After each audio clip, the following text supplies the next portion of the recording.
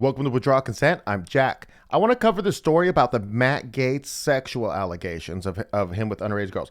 And the reason why I want to cover this, I'm not doing it as current events. I'm doing it of the angle that I want to just show you all these Jews involved. And it's like, so the first reference below will be Jimmy Dore's coverage of this, which is exceptional coverage. And if you want to watch that, you can. It's very enlightening. Mine's not going to be as thorough as his, because I'm going to go through it and I'm going to point out, see, he just leaves out that this is just a bunch of Jews doing crazy Talmudic stuff, we'll say, right? And so basically, okay.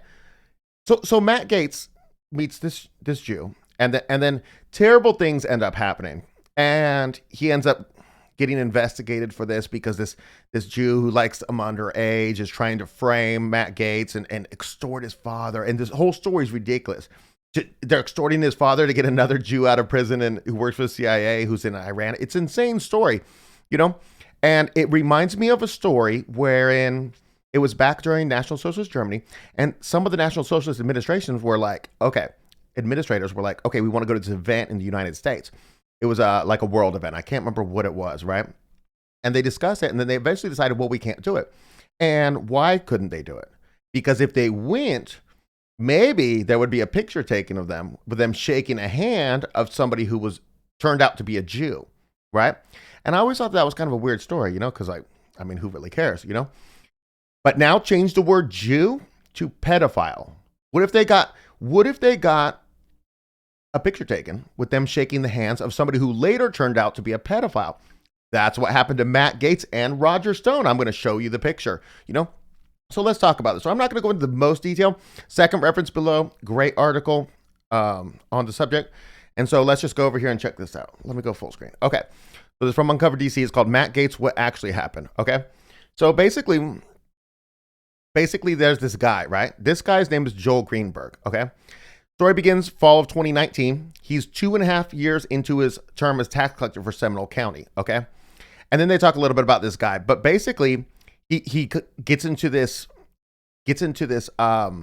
political contest. He's the incumbent, Joel Greenberg is, and he's fighting against Brian. I don't know that last name. I'm just gonna call him Brian. Okay. So then he starts making allegations about different things that he's making up things that Brian's doing, right? This guy's a complete scumbag, this Joel Greenberg, right?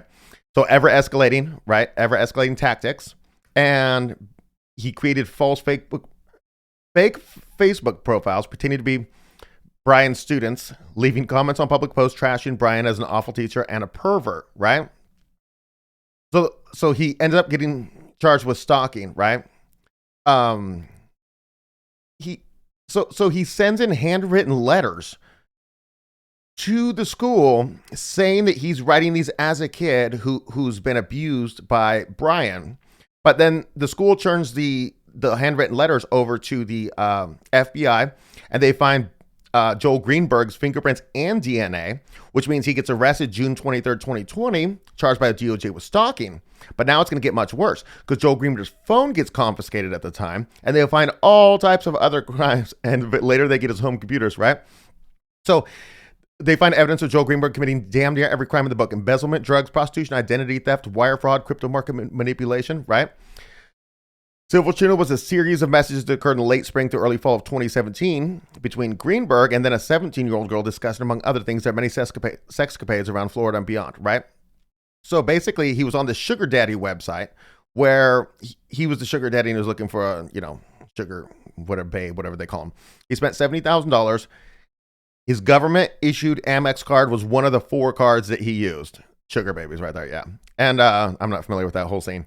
Anyways, so basically, he uses 4 different credit cards. One is his government Amex, 70,000, 150 different people he paid for services on this site. Not all of them were underage, though. I'm definitely not claiming that. So then basically, right here in 2017, when he's doing that with the underage girls, he goes to a party, and here's Matt Gaetz, Roger Stone, and a pedophile. Shouldn't have gotten in this picture, right? Didn't know it at the time, but don't take a picture with a pedophile, and you'll be all right. Okay, so let's go down. Okay, so basically, now he's got all these different charges, Um, so he gets arrested in June 2020, and then Mr. Greenberg or his lawyer approaches Bill Barr's DOJ with a proposition. So this is at the end of Trump's administration, right? He could provide evidence that a sitting congressman, Gaetz, had engaged in sex acts with a minor. So I don't think he ever provided evidence. I think it was just his claim. And basically, the pedophile who says, let me off my pedophilia charges because I know somebody else who I scored a child for. That's terrible. Okay. So then begins a secret investigation. Okay. Now, I probably passed over up here, but basically in the first section of this, but basically what he was doing was he was providing underage girls with driver's licenses that showed them to be 18, 19, and 20. Then he was having sex with them. Now, his claim is that he had a girl who was underage, who he had given a license to, saying she was of age, who Matt Gaetz slept with. Now the deal with this, in my opinion, is I used to have this friend when I was 17. He was 20, and then we would go around the mall and he would talk to girls, and then his line he would run is he'd be like, no, there's no way you're 18. You're 16. You're totally 16. No, come on, let me see your driver's license. Come on, you're 16. And she would show the driver's license showing she's 18, 19. Now he's good to actually hit on her, get a phone number, whatever, you know. But if she had a fake driver's license, it's not his fault at that point. At the point that he finds out, of course, then it is his fault. Now we got the man in Iran, right? This is ridiculous. So now we're talking about the extortion of Matt Gaetz' father over this exact same thing in order to get a Jew out of prison in Iran. It's unbelievable, you would think, right? So March 2021, Gaetz goes on Tucker Carlson, talks about his father being extorted. Kind of sounds like a ridiculous story, right? But basically, Don Gaetz, his father, was contacted in order to pay $25 million. He would basically fund the rescue operation of a Jew named Levinson, who worked for the CIA and was currently in prison in Iran. And then he would also get a presidential pardon for the sex with the underage girl that Gaetz didn't do, that he was being framed for by this ridiculous Joel Greenberg character, right? And so, okay, and so basically this is the guy, David McGee, who he's a terrible human being who's contacting Don Gaetz in order to extort him. And basically, okay, let's see what goes on here. So he tells, okay, so basically, so Don Gaetz calls Matt Gaetz and be like, hey, why are you having sex with underage girls? Because why are they offering me a pardon when they're extorting me? And he's like, no, I just didn't do anything like that, right? And so basically he tells the father, hey, you got to go to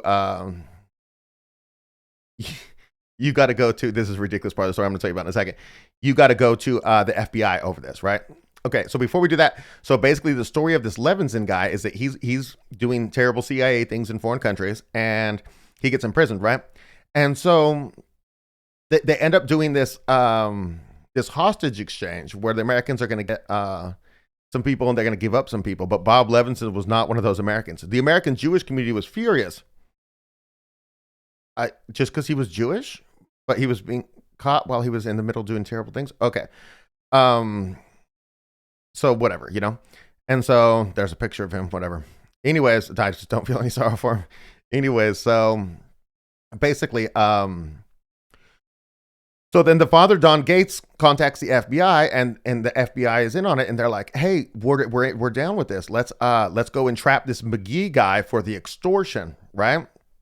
Now, what they're really doing is they're trying to entrap Matt Gaetz because they want Don Gaetz to go there, wear a wire, talk to McGee, and then they want Don Gaetz to say incriminating things about Matt Gaetz and then use that to use that as evidence against Matt Gaetz. And then they can blackmail Matt Gaetz. Because remember, he's one of the only people not funded by AIPAC, right? Got to get him in line.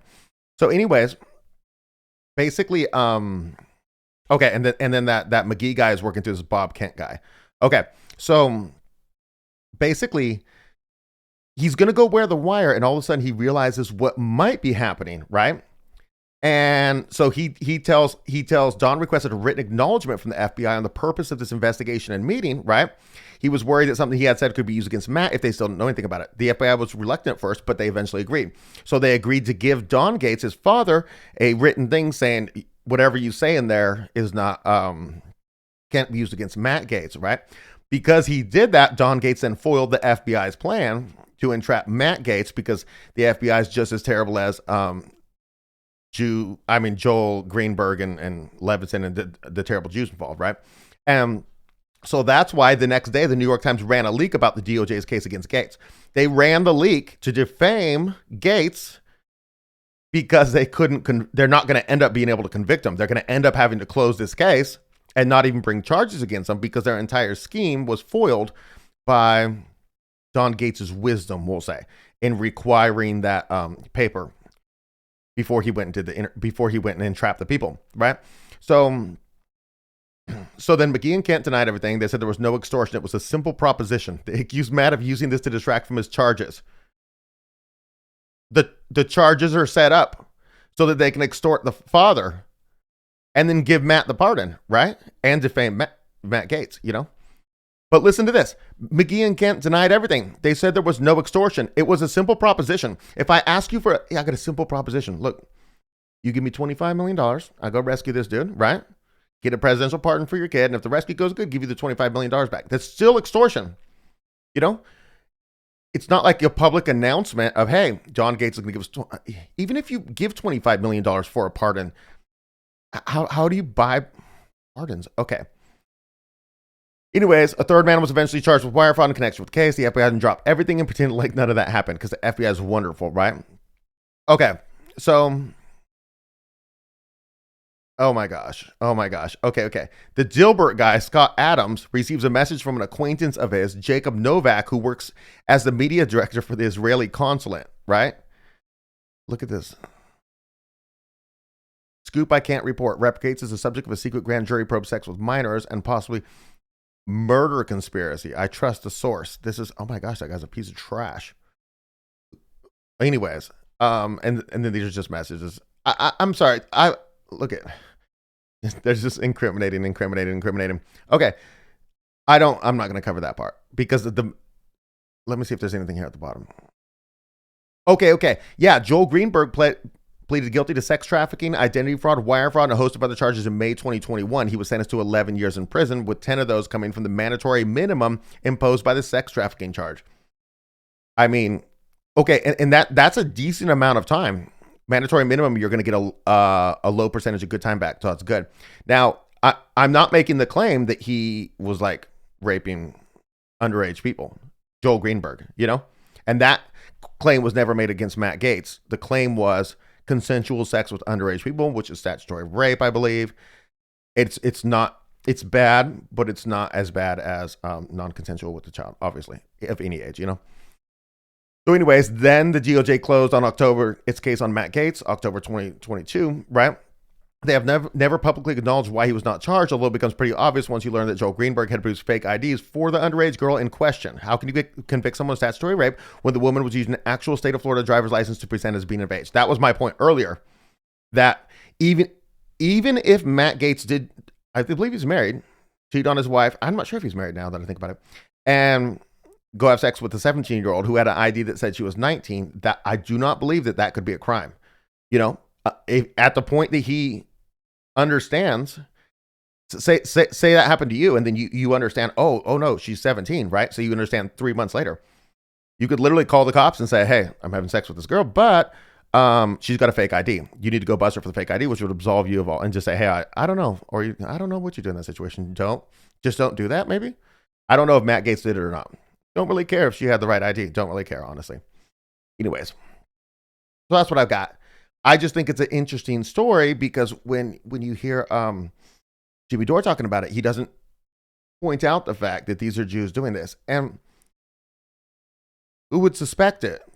Like, who would suspect that Jews would be having sex with underage girls and doing all this terrible stuff? It's literally in the Talmud. It's taught in their religion. Even if this guy's not religious, but he grew up going to Hebrew school and learning the different stuff, right? So this is interesting for a couple. It shows why the National Socialists made the right choice. And I had never realized it until I researched this story, but it's because you don't want to have a picture taken with a pedophile. Not as much that you don't want the picture taken with the Jew, even though it could mean the same thing. It's too risky, And here you have, I mean, Roger Stone wasn't even caught up in this, but he's the dang fool in the picture with the pedophile, you know? And so then that's what you get, we'll say, you know? And it just to keep the right company, for goodness sakes. I think it's an interesting story, and I'm glad that Matt Gaetz wasn't involved in anything that I believe is illegal. I don't think so. I don't know if it, you know, we already covered that. You know, it absolves Matt Gaetz in my opinion. Anyways, that's what I got for you. Hope you found this interesting. You got comments to add to it, put it in the description below, and I hope to see you next time.